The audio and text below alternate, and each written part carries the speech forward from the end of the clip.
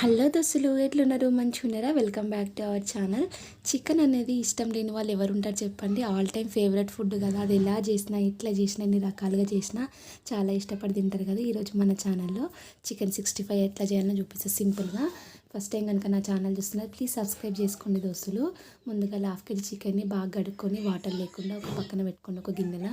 తర్వాత దాంట్లో రుచికి సరిపడా సాల్ట్, ఒక స్పూను అల్లం పేస్ట్ వేసేసి కొద్దిగా పసుపు, తర్వాత కొద్దిగా కరివేపాకు, కొద్దిగా చిల్లీ పౌడర్ ఒక 2 స్పూన్స్. నేను రుచికి సరిపడా వేసుకొని, మీకు స్పైసీ ఎక్కువ కావాలని కొద్దిగా ఎక్కువ వేసుకోండి. తర్వాత ఒక టీ స్పూన్ దాకా ధనియాల పొడి, ఒక టీ స్పూన్ గరం మసాలా.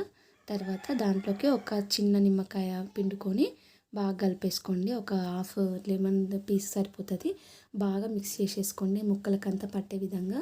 మనం చికెన్ 65 అనేది ముక్కలకి ఎంత బాగా పట్టిస్తే అదంత బాగా టేస్టీగా ఉంటుంది అనమాట. తర్వాత ఒక టూ స్పూన్ దాకా కార్న్ఫ్లోర్ వేసుకోండి. ఈ కార్న్ఫ్లోర్ ప్లేస్లో మీరు మైదా పిండి అయినా యూజ్ చేయొచ్చు. తర్వాత నేను ఓన్లీ ఒక ఎగ్ వైట్ మాత్రమే ఒక ఎగ్ది వేసేసాను అనమాట. నేను తీసుకున్న క్వాంటిటీకి ఒక ఎగ్ హాఫ్ వైట్ సరిపోయింది నాకు. ఇది బాగా క్రిస్పీనెస్ కోసం మంచిగా ఉంటుంది అనేసి వేస్తున్నా. తర్వాత ముక్కలకంతా పట్టే విధంగా బాగా కలుపుకోవాలి.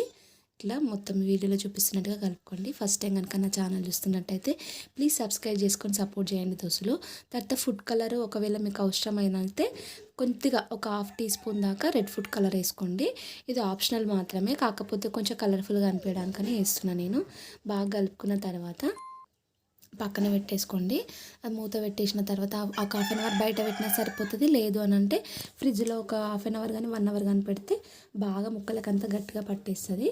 తర్వాత బాగా హీట్ చేసుకోండి ఆయిల్ని. డీప్ ఫ్రైకి సరిపడా ఆయిల్ పోసుకొని పొయ్యి పైన పెట్టేసుకొని బాగా హీట్ అయిన తర్వాత మాత్రమే పీసెస్ వేయాలి. లేదంటే ముక్కలకు ఉన్నదంతా విడిపోతుంది అనమాట. బాగా ఇట్లా ఒక్కోదాని తర్వాత ఇట్లా విడుదల చూపిస్తున్నాక వేసుకున్న తర్వాత అవే వచ్చేస్తుంది ఈజీగా బయటికి. బాగా హీట్ అయితే ఆయిల్ ముక్క నుంచి అది లిక్విడ్ విడిపోకుండా ఉంటుంది అనమాట. కలుపుకున్న తర్వాత ఒక 80% ఉడికిన తర్వాత తీసి పక్కన పెట్టుకోండి. అవి ఎందుకనంటే క్రిస్పీనెస్ కోసం ఇలాగనే ఎంచుకోవచ్చు, కాకపోతే ఎక్కువసేపు ఎంచితే చికెన్ అనేది బాగా ఉడికిపోయి ముక్క విడిపోతుంది అనమాట.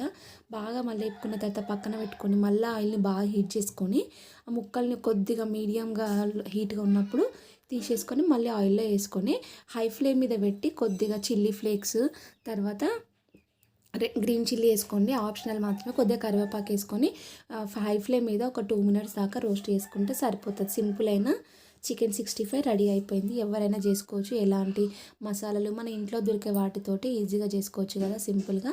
చూడండి చికెన్ 65 రెడీ అయిపోయింది. ఇది వేడిగా సర్వ్ చేసుకుంటే చాలా టేస్టీగా ఉంటుంది. మీరు కూడా తప్పకుండా ట్రై చేయండి. ఎట్లొచ్చిందో నాకు కమెంట్ చేయండి.